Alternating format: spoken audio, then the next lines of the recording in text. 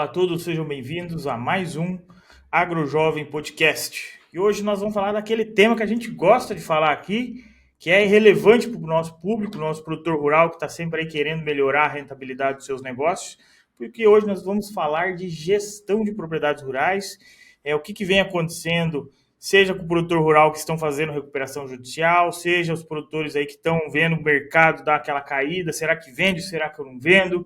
Como é que vai ficar as margens, como é que vai ficar aí daqui para frente, a gente precisa ter uma perspectiva um pouco mais otimista, e para saber um pouco mais disso daí, o convidado de hoje é o Luciano Alegre, nós que já fizemos alguns episódios aqui no AgroJovem, episódios que engrandeceram e enriqueceram muito o conteúdo de gestão, e mais uma vez ele está conosco, ele que é consultor em gestão rural, né, e vem trabalhando aí em todo o Brasil, ajudando produtores rurais a melhorar a rentabilidade das fazendas. Seja bem-vindo, Luciano, mais uma vez ao AgroJovem. Olá a todos os ouvintes, obrigado Lucas pelo convite, para a gente é uma satisfação imensa estar aqui podendo compartilhar um pouco daquilo que a gente vê pelo Brasil afora e trocar um pouco de ideia, trocar um pouco de informação com quem está nos escutando e contigo aí que tem toda essa visão e toda essa ideia de negócio na cabeça. Muito obrigado. Show, muito obrigado, Luciano. E para você que está nos acompanhando aqui, o mais importante agora é aproveita e já deixa o like aqui nesse vídeo, já se inscreva no canal e ajude a gente a chegar aí um pouquinho mais longe. Luciano, a gente está vendo aí uma onda muito grande, né, de recuperação judicial hoje no agronegócio, né? Esses dias eu já fiz um episódio específico sobre isso. Você com certeza já viu alguns casos, não sei se de clientes ou de ex-clientes ou de produtores que estão entrando em recuperação judicial.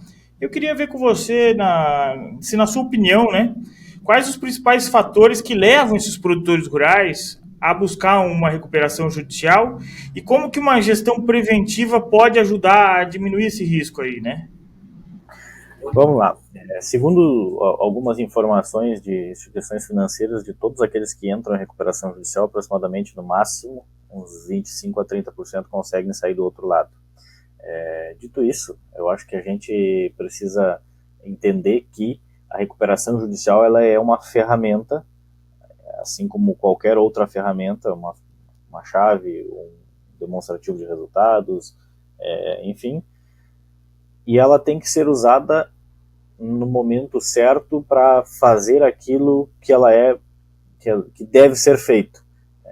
No meu entendimento, ninguém entra em recuperação judicial sem ter esgotado anteriormente todas as possibilidades de salvar o seu negócio da maneira menos dolorosa, porque sim, a recuperação judicial ela é uma ferramenta dolorosa para os negócios, e no meu entendimento, esgotado todas essas possibilidades, aí sim a gente pensa na recuperação judicial. Só que antes da recuperação judicial, a gente tem que entender que preventivamente, e aí talvez falar do passado seja algo fácil, do ponto de vista de quem está de fora, mas a gente tem algumas ferramentas que a maioria dos credores estão dispostos, que é a ferramenta da negociação e de mostrar, olha, eu te devo, não nego, e estou tentando ajustar em como eu posso te pagar. Meu negócio comporta eu te pagar X, a gente precisa esticar essa conta, e principalmente as instituições financeiras estão muito abertas a essa renegociação, vamos dizer assim, e por óbvio isso também tem um custo, e caso isso não aconteça, e caso eu não tenha condições de seguir tocando o negócio, condições de seguir produzindo e gerando resultados para que eu então pague a conta do meu imobilizado, que esse imobilizado muitas vezes foi no ímpeto de um crescimento a um preço caro, que a gente viu no passado recente, eu me refiro. Caso eu não consiga, aí sim a gente entra na recuperação judicial. Só que a recuperação judicial ela nos traz algumas questões em que, se eu não conseguir me capitalizar dentro da recuperação judicial, para que lá na frente eu consiga saldar todas, enfim, dentro do acordo da recuperação, pagar a conta acordada, aí sim eu tenho um problema maior, porque eu não consegui me capitalizar no tempo em que eu deveria, e lá na frente essa conta vai chegar um pouco mais salgada, e talvez eu não tenha tanto crédito no mercado como eu tinha antes da recuperação judicial. Eu digo talvez porque é uma situação que pode acontecer. Anteriormente a isso, se me permite, Lucas, eu acho que a gente tem condições e precisa olhar muito para o que o nosso negócio vem sinalizando. Nós vínhamos num crescimento de vários negócios agrícolas muito acelerado, de expansões de dobrar de tamanho a cada ano. E quanto mais eu aumento o meu tamanho e a minha receita, e esse era um dos pensamentos, mais eu necessito de fluxo de capital para poder gerar essa receita. Afinal de contas, toda receita gerada ela tem um custo. Então, esse é um dos principais pontos que machucaram muito o agro no Brasil inteiro pelo seguinte: eu tinha uma receita de X, então eu tinha condições de chegar a captar recurso para poder gerar essa receita, só que num determinado momento eu não tomei as decisões estratégicas de proteger o meu negócio, de fazer um gerenciamento de risco adequado e, consequentemente, aquela expectativa de receita que eu tinha lá atrás, ela se reduziu a X menos 50, X menos 60, mas eu tenho uma conta lá de X mais 80 para pagar, que é todo o meu desembolso, que é todo o meu imobilizado. Então, esse é o problema que machucou muitos clientes, machucou muitos negócios. Ou ainda, no passado recente, a gente tinha condições de comprar determinadas áreas e pagar só com o resultado da operação que a gente tem do outro lado. Isso não é mais viável. A gente está vivendo um outro momento do agronegócio. Então, a gente passeou por muitas coisas para falar de que, sim, ferramenta de recuperação judicial ela é uma ferramenta e deve ser usada da maneira mais adequada possível e não pensada como uma commodity, como algo que a gente pode usar a varrer em todas as situações. Até porque ele tem algumas restrições, algumas consequências quando ele usa uma ferramenta como essa, né? Ele fica um pouco Exatamente. de braços atados, né? Bem atados, vamos dizer assim. Como que ele fica depois disso para fazer novos negócios? Um cara que entrou em RJ, qual que é o problema dele para fazer novos negócios agora? Olha, eu não seria, vamos dizer assim, não posso te dizer que todo o credor ou toda a instituição financeira vai fechar as portas para esse negócio, mas sim, é óbvio que fica registrado que a gente passou por um problema como esse. A mesma coisa que a gente financiar um carro, ir lá e fazer processar o banco para pagar menos do que foi acordado de juros. E é óbvio que isso fere muitos negócios. Vamos lá, a instituição financeira que te emprestava o dinheiro a X, talvez ela te empreste, sim, mas talvez ela te cobre 3 vezes mais o juro. Ah, é juros abusivos. Bom, então não vou te prestar dinheiro. Então esse é o formato. E é por isso que eu digo que ela é uma ferramenta que pode sim salvar quando de fato, olha, eu não tenho de onde tirar. Eu não tenho, quando eu olho o meu balanço, eu não tenho PL suficiente para pagar essa conta. Eu não tenho ativo suficiente para pagar todo o meu passivo. Então aí sim, a gente tem um caso de insolvência em que a única maneira é entrar em recuperação judicial e acabar com todo esse negócio. E por isso que eu digo, é uma ferramenta que deve ser bem pensada e bem estrategicamente utilizada. Do contrário, a gente está falando de utilizar uma ferramenta de uma maneira não adequada, assim como a gente pode utilizar qualquer outra ferramenta e causar um transtorno muito grande, ou ainda agir de má fé na utilização da ferramenta. E o panorama que a gente via, né, Luciano, de lá, soja 150, 170 reais, é um cenário que talvez vai demorar aí para voltar nesse mesmo patamar, né?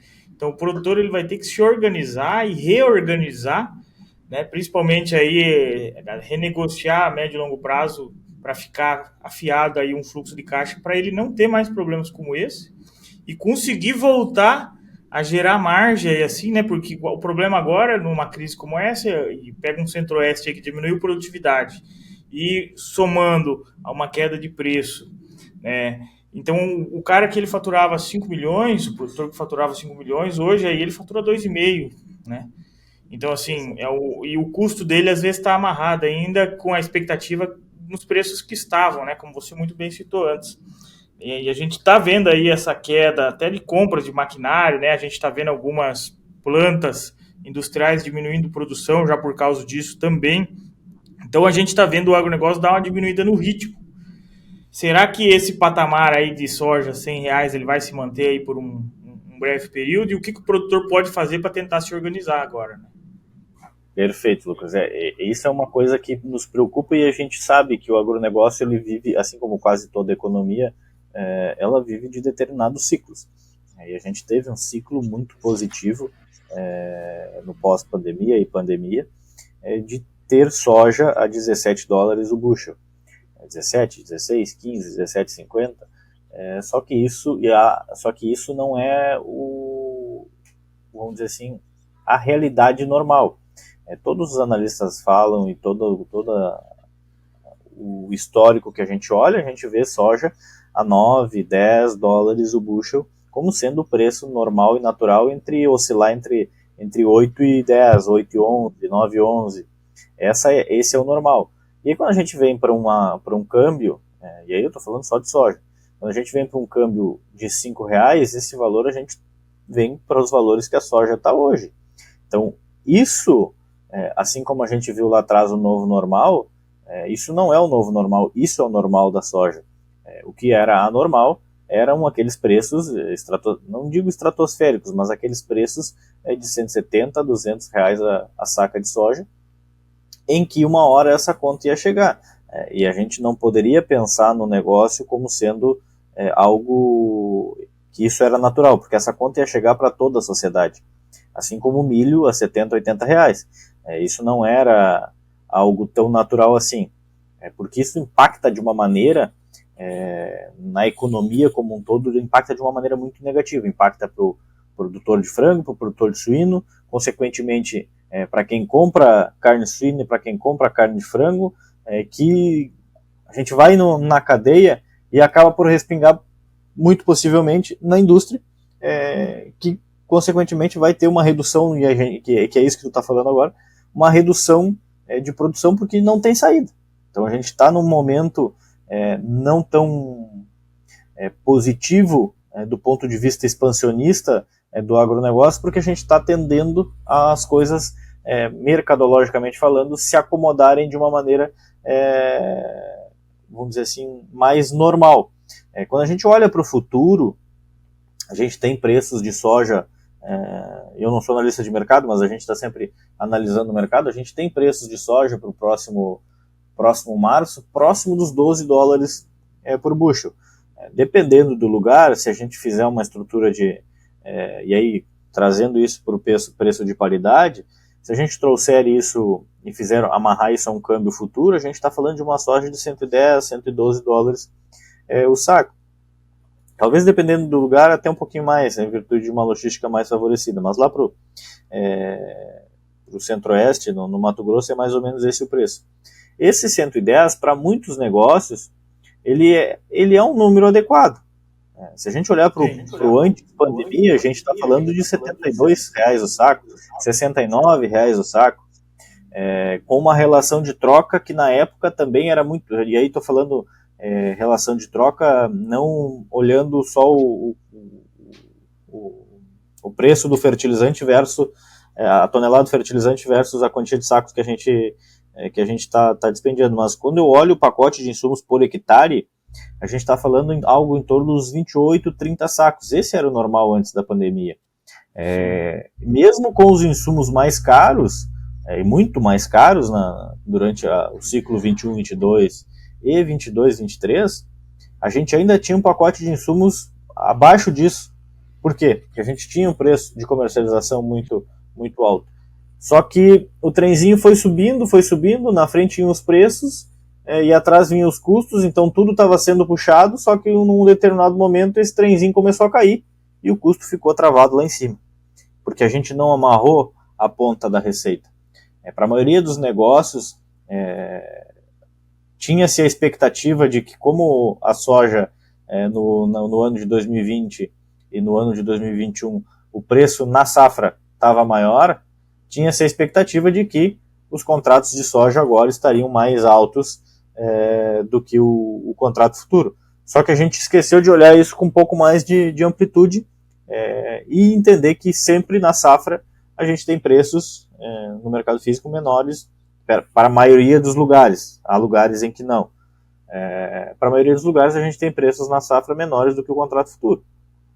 Então, eu deixei de fazer uma gestão de risco, deixei de, por exemplo, no Mato Grosso, se eu olhasse lá atrás, em setembro do ano passado, deixei de ver que uma soja, se eu tivesse feito o contrato, enfim, estruturado, uma operação, seja no mercado financeiro, seja no mercado físico, eu teria uma soja que me traria um preço por saca de R$117 e não os R$100 que estão sendo oferecidos hoje. Percebam que aqueles R$117 lá atrás, eles pagavam a conta e sobrava um pouquinho.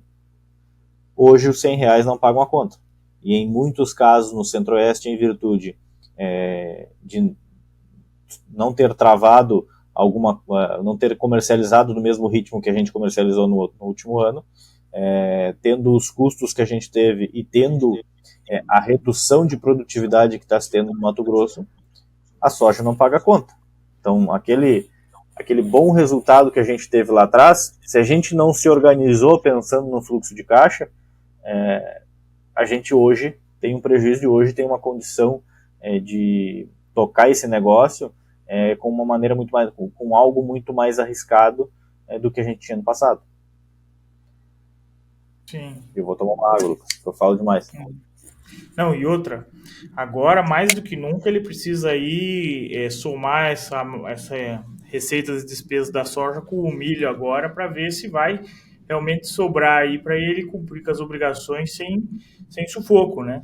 Quando a gente fala, né, e a gente sempre falou disso, né, Luciano, dele se organizar nesse fluxo de caixa para fazer uma reserva ali assim, para ter um dinheirinho guardado para os momentos ruins, seja ele de mercado, seja ele climático, né, seja ele o que for necessário, é para agora, né? É para agora. E toda vez, quando vem o problema, a gente fala de novo de fluxo de caixa, parece que está falando mais do mesmo, mas é porque quem se organizou lá atrás agora já está tranquilo. Não é que está tranquilo, mas pelo menos não tem esses problemas, né? Que quem aí não está organizado, mais uma vez, está sofrendo. Então, assim, todo dia é dia de organizar fluxo de caixa, né? Não é por causa que o momento está ruim ou porque ele está bom, é porque é uma obrigação de um produtor que ele quer ser um pouco mais profissional e mais eficiente do que ele já é, né, Luciano? Assim, exatamente. Como que ele consegue estrategicamente organizar um fluxo de caixa hoje? Porque existem muitos fatores que influenciam, né? Vamos lá. Eu acho que tudo isso vai ao encontro de uma frase que eu vi esses dias, que, resumindo, em outras palavras, é o seguinte: o problema não é ter problema, o problema é como a gente reage aos problemas. Então, o problema lá atrás a gente poderia ter e a gente poderia tomar algumas atitudes. A primeira, deixar acontecer para ver o que ia dar.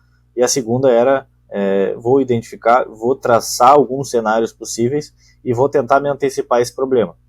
O antecipar-se a esse problema era a gente, por exemplo, pensar na safrinha que hoje a gente está falando de R$35, R$38 o milho lá no Mato Grosso. Então, isso é um problema, porque na maioria dos casos não paga a conta. Mas a gente tem condições de hoje ver um mercado de fertilizantes com um momento para fazer troca bem interessante, tanto na soja quanto no milho. Tem alguns riscos pensando aí no que pode acontecer nesse cenário de guerra? Tem. E aí a gente precisa olhar muito para o nosso fluxo de caixa e pensar o que eu tenho de compromissos até o final do ano. No mínimo, o que eu tenho de compromissos até o final do ano? O que eu tenho de receita prevista? E essa receita prevista é tanto esperar para ver se a soja vai subir, ou o milho vai subir, ou enfim, o produto que for. E em muitos casos a gente não tem uma previsão de receita muito grande porque não temos soja suficiente, não temos produto suficiente para cumprir os compromissos. E cumprir os compromissos, muitas vezes a gente pensa que é só parcela de banco, que é só os insumos. Não, a gente tem um custo operacional que às vezes a gente não projeta dentro desse nosso fluxo de caixa. A gente tem uma vida pessoal que a gente não projeta dentro desse fluxo de caixa. E é isso que tem que ser bem levado em consideração. Exato. não adianta eu pensar que não, eu vou abrir essa área aqui, vou transformar uma pastagem que eu tinha, enfim, no caso desse exemplo de cliente lá que pagava a fazenda só com a operação da outra, eu vou abrir essa área e eu vou produzir e o ano que vem eu estou aumentando minha receita, eu vou conseguir pagar a conta. Calma aí, só um pouquinho. Para a gente transformar essa área, a gente tem um custo de correção de solo, a gente tem um custo de catação de toco, enfim, de grade para estruturar isso, que a gente está falando mais ou menos aí de uns R$3.000 por hectare. Então, isso, será que a gente vai conseguir tirar de resultado ali no ano que vem? A gente está passando por um problema de fluxo de caixa agora, em que a gente está projetando o nosso custo mensal e a gente sabe que ali em junho eu vou ter um problema de falta de receita. O que eu estou fazendo para evitar que ali em junho eu não saia correndo tentando arrumar dinheiro, não arrume e aí eu não vou conseguir pagar nada.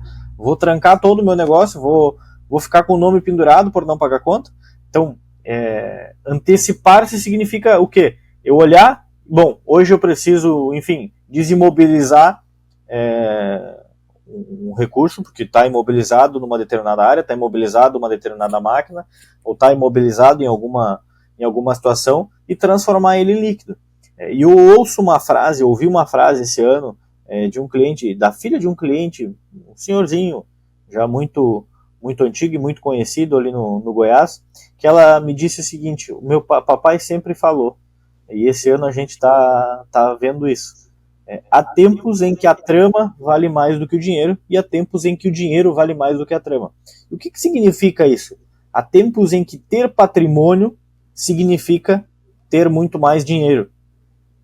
Só que há tempos em que a gente ter liquidez é muito mais vantajoso do que ter o dinheiro imobilizado.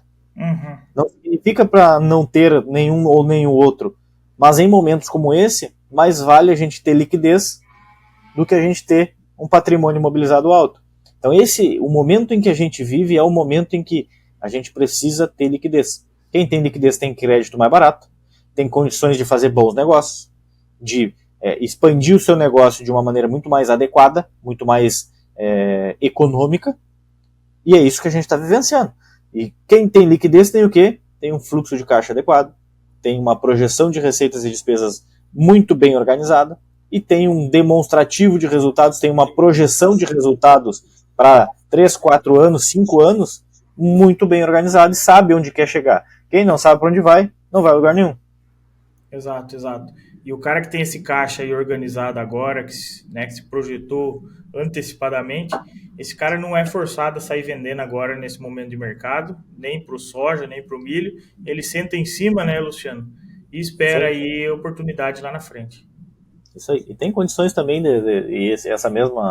com essa mesma visão, Lucas, daqui a pouco de pensar em operações no mercado financeiro em que, bom, beleza, o preço de soja hoje está ok, mas eu quero participar de uma alta. Caso a soja venha a 13 dólares o bushel, eu tenho condições de vender o meu físico e entrar numa operação financeira em que eu participe de uma alta, uma espécie de estoque virtual. Óbvio que isso tem um custo, eu tenho que estar ciente disso. Isso que eu estou falando é para todos os produtores deveriam sair fazendo operações no mercado financeiro a rodo? Não.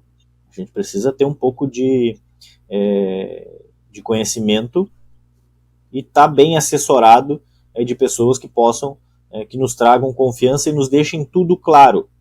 Porque o que mais tem em alguns casos é pegadinha. Então a gente tem que ter tudo claro na nossa frente e entender que isso é custo daqui, isso é custo dali. Se subir, tu vai ganhar, se descer, tu vai perder. Enfim, ter toda essa dinâmica bem esclarecida, e para isso existem profissionais aí bem gabaritados para a gente poder recorrer, não é, Lucas? Não, exatamente. E pensando em timing de mercado, Luciano, antigamente parece que era um pouco mais fácil, né? A gente pegar um time de oferta, demanda, olhava para os Estados Unidos, mas a gente tem aí um mercado brasileiro, uma área de plantio de soja que está em expansão ainda. Nós diminuiu a produtividade no Mato Grosso, mas não necessariamente no mesmo proporção o volume, né? Ainda teve muita produção. Aí nós temos um Rio Grande do Sul que está com uma soja lá que faz tempo que não está uma soja tão bonita, né? Então, assim, vai colher bem também. Aí nós temos uma Argentina que deu super safra. Aí você comentou antes, mais cedo, né? e os Estados Unidos ainda não sabem se eles vão mais para a soja, se vão plantar mais o milho. Como que o produtor começa a pensar um time de mercado, pelo menos ficar alerta, né, para aproveitar uma oportunidade que pode vir a qualquer momento, como agora começou a dar um sinal de subida, mas eu acho que já estabilizou, mas ao mesmo tempo em que ele tem as contas para pagar. Vamos pensar no cara que já tem um fluxo de caixa um pouco mais organizado, né, Luciano? É o cara que já fez o dever de casa, mas agora ele está querendo aproveitar oportunidades. Vamos lá. Essas oportunidades elas vão aparecer quando a gente tem o nosso custo na mão. Vamos supor que a gente tem aí, está visualizando o preço para a próxima safra aí em torno dos 101, 102, em alguns casos 110 reais. E a gente traz o nosso custo aí para uns 85, 80 reais por saco. Se a gente olhar para o lado da margem, o quanto que me faz sentido? Se eu estou tendo prejuízo, não faz sentido eu realizar esse meu prejuízo agora. Agora, se eu estou tendo lucro, talvez o que o mercado está nos dizendo hoje, testando essas altas, é que justamente a gente está passando uma boa oportunidade de venda. Por quê? Se porventura não, esses preços testados em Chicago vão sinalizar o que para o produtor americano? Plantar soja.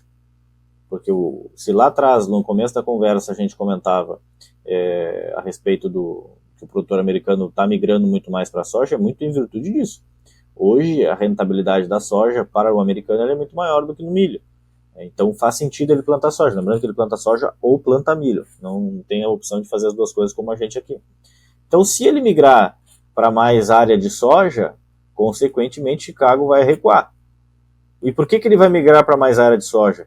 Porque o mercado está sinalizando que ele tem condições de fazer um hedge nesses patamares de preço.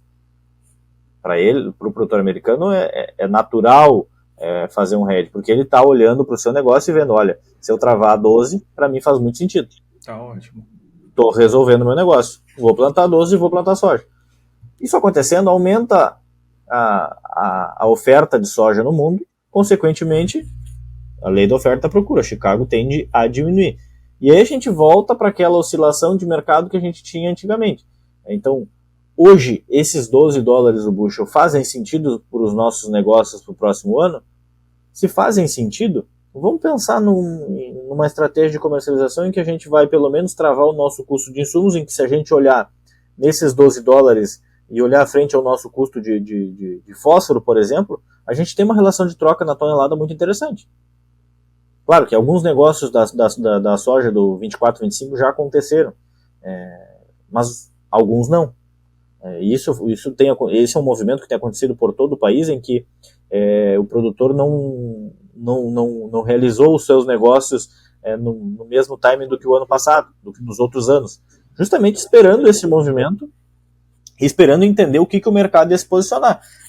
Eu não estou aqui tentando analisar o mercado, mas é simplesmente olhando os fatores em que estão levando a isso. E esses fatores fazem sentido dentro do nosso negócio. Historicamente, nós temos uma relação de troca na média, no MAP, que é algo em torno de 20 sacos a tonelada. Isso faz sentido para o nosso negócio. Quando eu olho para o meu passado, qual é o meu custo de insumos? A gente tem na média aí uns 15 sacos de soja, 12 a 15 sacos de soja de custo de operação, fora insumos. Operação que eu digo mão de obra, combustível, juros, administração, todo o resto, mais ou menos uns 15 sacos.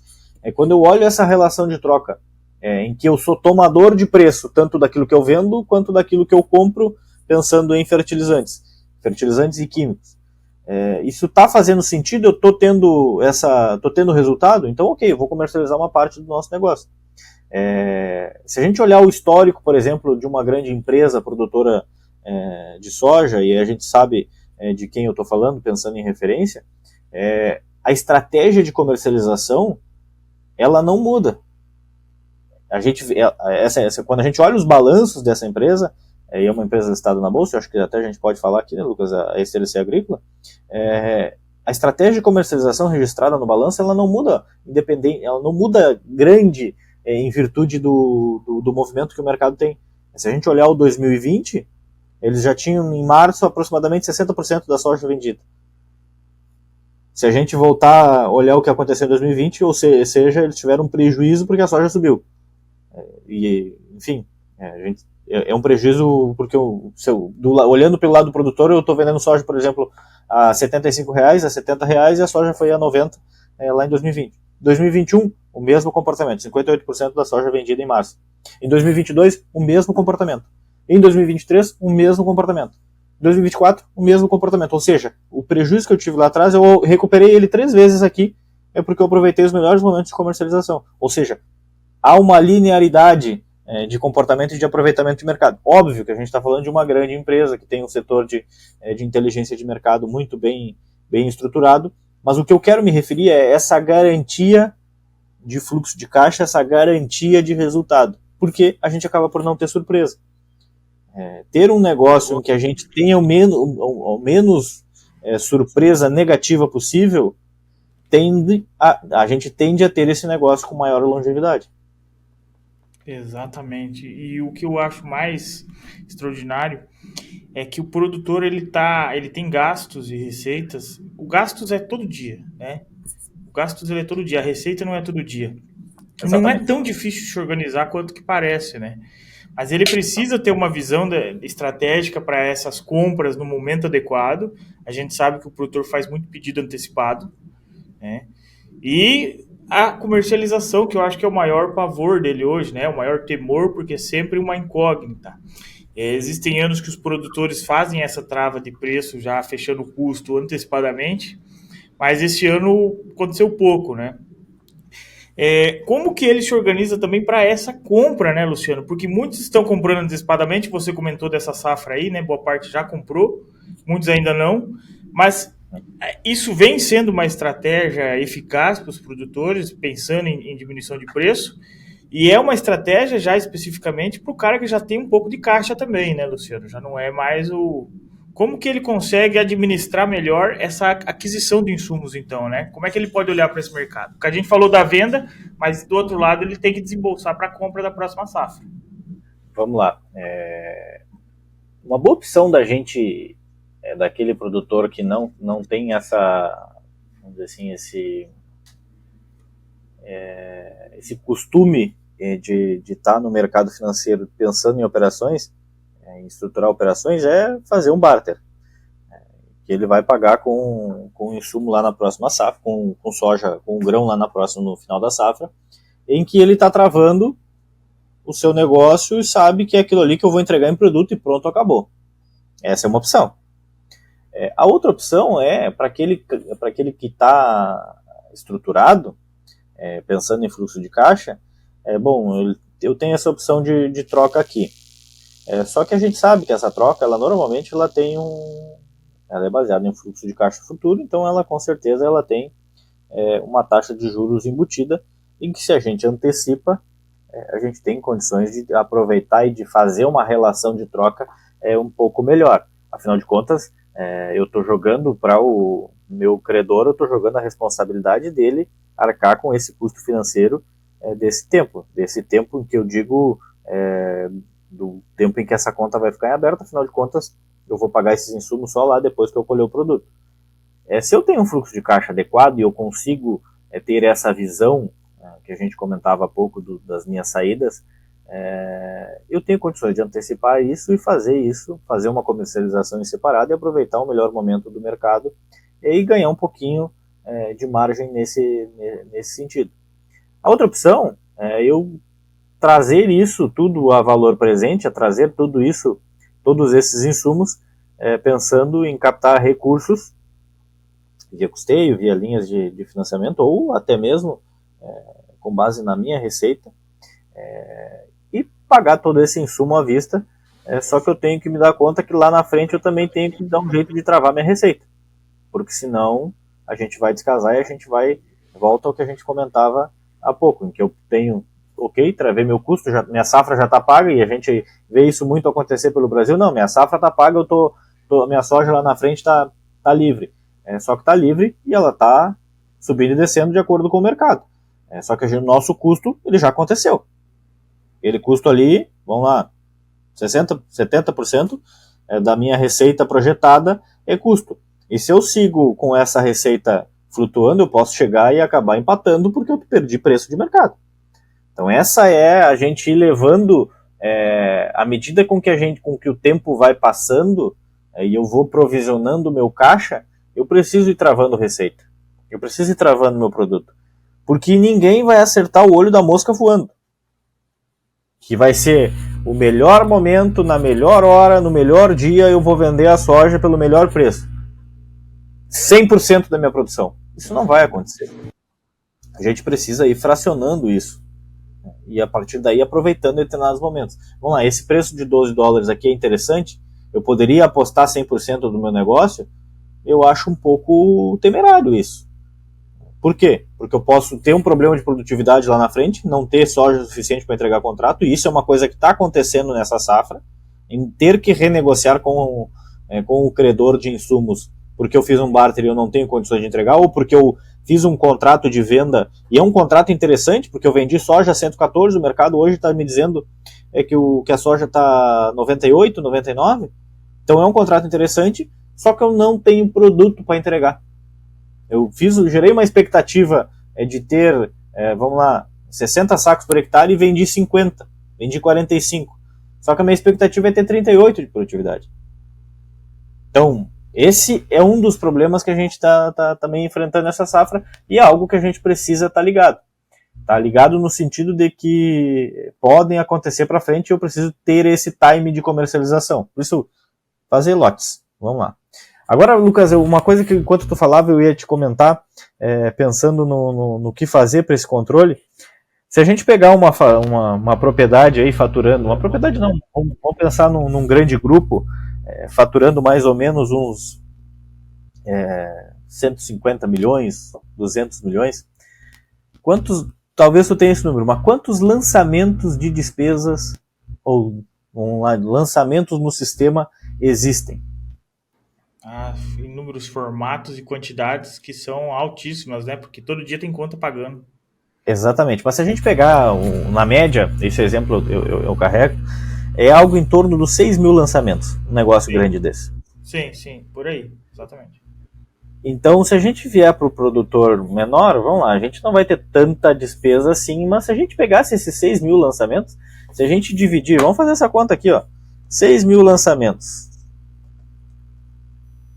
dividido por 300 dias no ano, a gente está falando de 20 lançamentos por dia. Sim, o que não é nada difícil de organizar. Nada difícil de organizar. Então, para isso existem sistemas, para isso existem ferramentas que a gente pode, inclusive, automatizar isso. Claro, se eu deixar acumular isso para um dia da semana, eu vou ter que fazer 100 lançamentos. Aí é ruim. Agora, quando eu faço todos os dias, não, se a gente for parar para pensar, não é tanto assim. Óbvio que eu preciso ter uma estrutura, mas o custo-benefício disso é imenso. Não, e hoje ficou tão fácil, né? Porque, por exemplo, pega ali a gente com o e-produtor, a gente consegue buscar direto na Receita Federal as notas. Já fica ali. A gente criou uma metodologia de um tal de pré-lançamento, aonde realmente ele só precisa colocar aquela informação que nós não temos como saber automaticamente, que é o rateio ali, né? Essa conta da soja, ela é do milho, e que não é simples não é difícil de se organizar. E o outro ponto é, você pagou ou não pagou? Pagou, pronto. Não, vou pagar. Qual dia? Já organiza o fluxo de caixa, tá feito. Então já foi para o DRE, já foi para projeção de fluxo de caixa, já projetou quantos a pagar e receber, já está no balanço, né? Caso tenha comprado insumo, caso tenha feito... Organizou estoque, se for o caso de insumo também. Tipo assim, não é difícil, mas é que falta às vezes, Luciano, o produtor ele priorizar um pouco mais a gestão e olhar ela de uma maneira mais estratégica, né? O foco sempre foi o campo. Acho que é legal e as revendas de insumos sempre focam, né, em muita frente do custo com insumos agrícolas, mas tem muito mais que isso, né? A gente vê um custo operacional às vezes alto também em algumas propriedades rurais, ó. E o custo com insumos agrícolas, tem produtor da receita ali com 50% com insumo agrícola já, só com insumo, sem contar operacional, sem contar arrendamento, sem contar custo com juros, né? E aí a gente vê isso acontecendo. E eles acham muitas vezes que estão negociando bem, mas a hora que você coloca o número num DRE, somando com todos os outros custos, você olha e fala assim, rapaz, ele achou que ia sobrar isso, mas vai sobrar bem menos do que ele esperava, né? Isso que aqui nós estamos numa região que teve boas margens aí na soja, né? A gente produziu legal, o preço desabou, mas ainda tem uma margem, mas muito aquém da expectativa que o produtor estava esperando, sabe? Porque o custo da última safra, ele já saiu alto, já saiu alto. O milho safrinha também, assim, só que eles estão apanhando daquilo que a gente já falou muitas vezes. Eles apanham do fluxo de caixa porque ele tem que sair vendendo forçado porque ele tem conta para pagar. Aí a margem dele vem diminuindo. Não sei como é que tá as margens aí no centro, lá para o centro-oeste, nos clientes que você vem atendendo, né? Mas aqui as margens deram uma diminuída boa, que vão dar para quitar financiamentos, mas que vai sobrar muito pouco para reinvestimentos depois, tá? Exatamente, Lucas. O que eu estou percebendo é que essas margens elas estão muito estranguladas e a gente não vai conseguir diminuir nesse ciclo a alavancagem. A gente tem uma participação, em virtude do tamanho dos negócios, a gente tem uma participação de capital de terceiros muito grande. E esse capital de terceiros são instituições financeiras, enfim, bancos, algumas revendas, enfim, participando do risco dentro do negócio. E isso não vai acontecer num primeiro momento porque a gente tem em alguns casos, margens negativas. E aqueles negócios que a gente via com margens operacionais de 25, 30, 35, 40% em alguns casos, hoje se transformaram em, os melhores das hipóteses, 12%. Ou seja, eu tenho toda uma estrutura de risco para estar ganhando a mesma coisa que a Selic.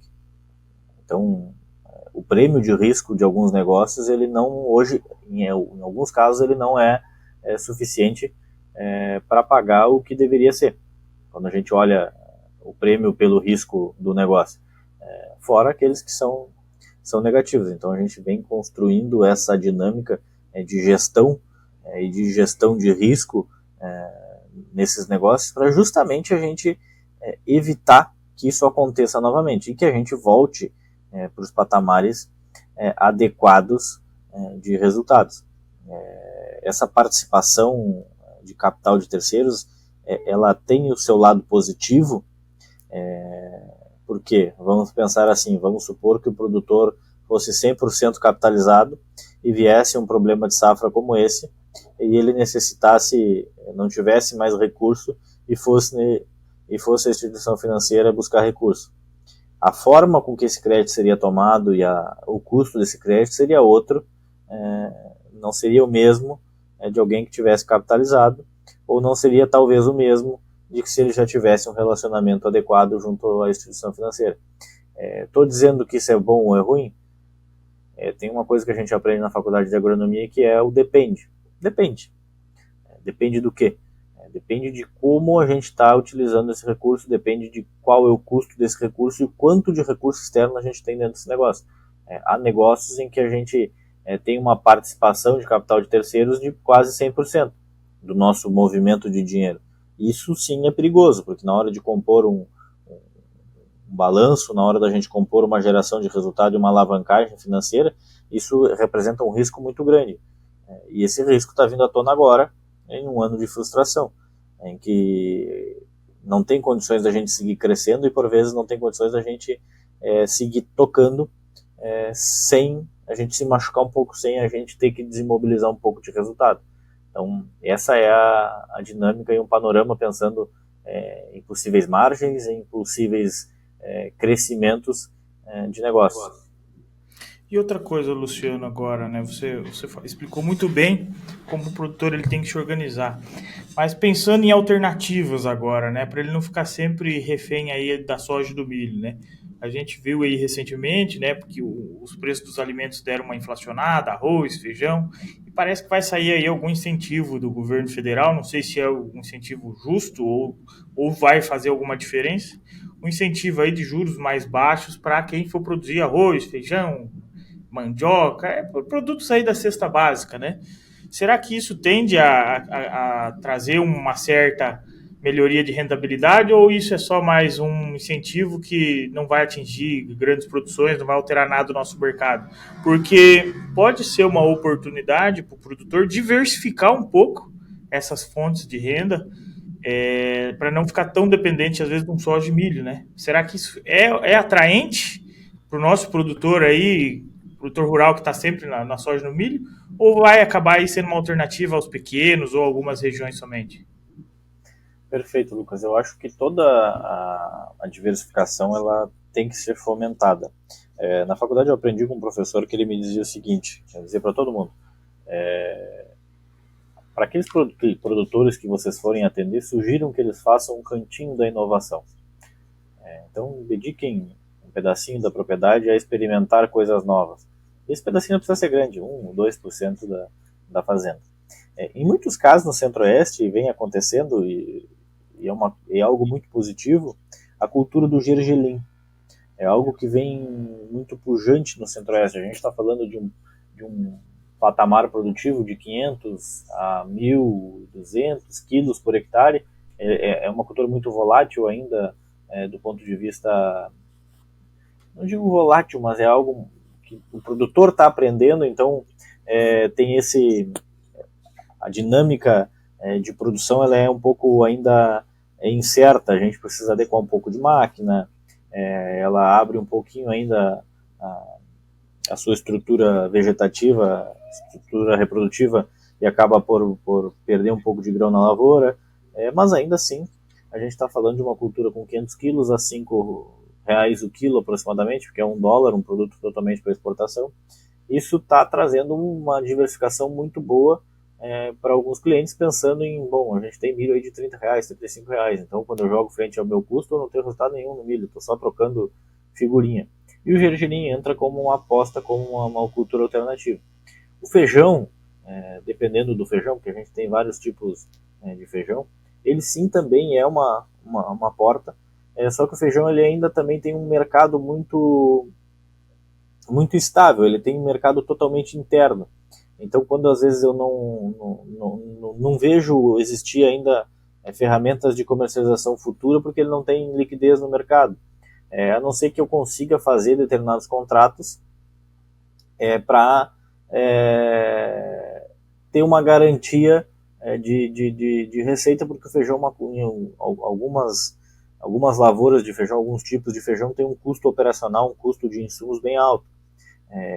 E aí eu posso ir do céu ao inferno na mesma safra, porque eu posso vender feijão a 250, R$300 a saca, ou posso vender ele a 110, 120 e não pagar o custo. Então essa é a dinâmica. Outras culturas, como tu citaste a mandioca, por exemplo, a mandioca talvez não seja a realidade para o produtor do Centro-Oeste em virtude do tamanho de propriedade. O arroz faz sentido? Faz. A gente aqui no Sul, se não me engano, o arroz está próximo dos R$100 a saca, R$110 a saca. Pensando no arroz do Sul é algo muito, muito, muito interessante, pensando nos patamares produtivos que a gente tem aqui no Sul. No Centro-Oeste a gente tem condições de produzir? Temos também. Então, se vai ser o mesmo preço, eu acredito que não, porque o arroz do Centro-Oeste ele tem um pouco mais de quebrado. Então ele entra numa classificação um pouco diferente, mas ele também é uma alternativa, e o produtor está voltando a ouvir histórias dos primeiros colonizadores que foram para o Centro-Oeste, em que abriam área plantando arroz. Isso está voltando a ser um cenário possível, e pode sim ser uma política bem, bem interessante, pensando do ponto de vista de diversificação de renda. Mas lembrando que a gente está falando sempre de lavouras, e aí estou falando no Centro-Oeste, de lavouras grandes, de estruturas 100% mecanizadas. Então a gente precisa ter um cuidado nessa diversificação, que a gente consiga ter uma estrutura adequada de produção, e que a gente não venha ter frustrações ali na frente por ter mudado completamente o nosso cenário produtivo e ter apostado e mobilizado recursos, por exemplo, em estrutura de máquina para produzir uma cultura que por exemplo, vamos usar o exemplo do gergelim, que tem um pouco de mudanças do ponto de vista de mecanização, e daqui a pouco ali na frente isso se transformar num problema e num capital imobilizado em que a gente não vai conseguir transformar ele em líquido. Então esse é só o cuidado, de olho sempre nas projeções de resultado, olhando sempre o nosso planejamento estratégico, entendendo para onde eu vou.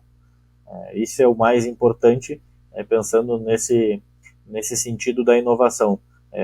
Digo com isso que sou contra a inovação? Muito pelo contrário. Sou totalmente apostador da inovação dos novos cultivos e daquilo que vai nos trazer mais resultado. Ou da otimização daquilo que a gente já faz. Que isso, Exato. por vezes, é uma maneira que a gente encontra de ter mais resultado. São várias frentes, né, que o produtor pode buscar de alternativas. A diversificação é uma delas. O Centro-Oeste talvez não tenha essa realidade que nós temos aqui no oeste do Paraná, né, de diversificar na vertical aí com frango, com suíno, com peixe, né, que acaba trazendo aí uma injeção no fluxo de caixa com uma recorrência um pouco maior, o que facilita muito as negociações na frente do grão, né? Uhum. E aonde já no Centro-Oeste ele tem que buscar alternativas com culturas mesmo, né, com outras culturas. Tem ali um movimento, né, no Mato Grosso ali, pô, o frango de corte, mas ainda muito pouco utilizado pela grande maioria dos produtores, né? Tem algumas grandes granjas aí, conheço, mas ainda é muito pouco utilizado. O Goiás aí tem um pouquinho de suinocultura, mas também poderia algo a se expandir. O Brasil tem um potencial muito grande, né, nisso daí. Agora, o Paraná hoje talvez ele seja aí líder nessa frente dessa diversificação em várias, tanto em culturas como na frente agropecuária, né? Nós temos ali a região de Guarapuava também com cevada, com trigo muito forte, com aveia muito forte, né?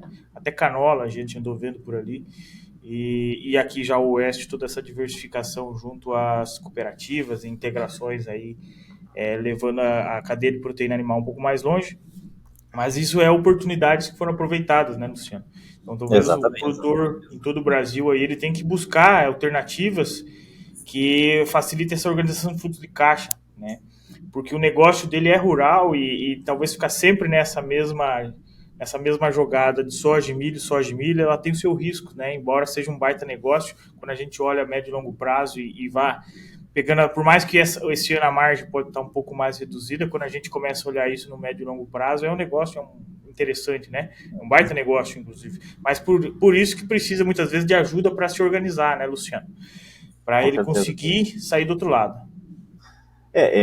Isso que tu comentaste é algo que a gente vê que o que é mais fácil é eu transportar 60 quilos de soja ou uma carreta de soja ou eu transportar X quilos de carne suína ou carne de frango. É muito mais barato eu transportar a carne já pronta, verticalizar essa cadeia do que eu, enfim, tirar todo o sistema de produção, vamos dizer assim, toda a soja, todo o grão, para ser convertido em proteína animal, ser convertido em algo que a gente pode, de fato, consumir.